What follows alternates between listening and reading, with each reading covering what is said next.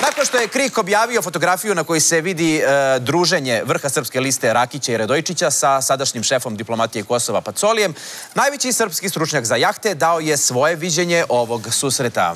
No meni smeta čoveče jahta. Baš me briga što se sastali s njim. Sastali su se 500 puta. Je li ima neko od vas da nije video Pacolija negde? Nema niko, svi su bili s Pacolijem negde. Dobro, što jes. Ja lično ne poznajem osobu koja nije bila s Pacolijem. Evo ja prvi.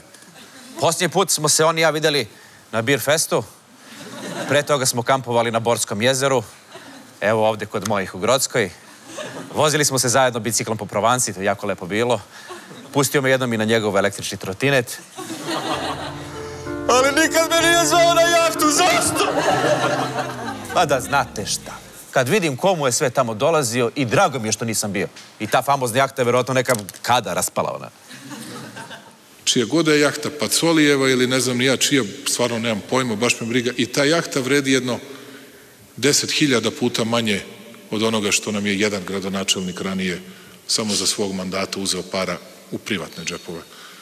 A vidite, meni to 10.000 puta manje mnogo smeta. O čemu su tačno razgovarali?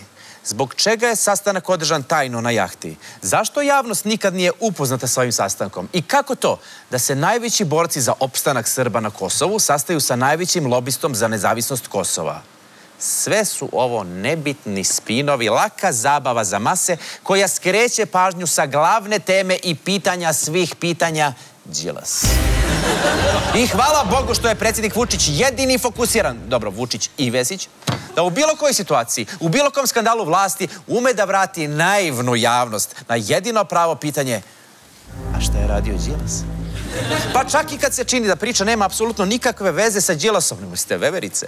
Pa tek tad je Đilas. Đilase, Dragane, Đilase, Dragane.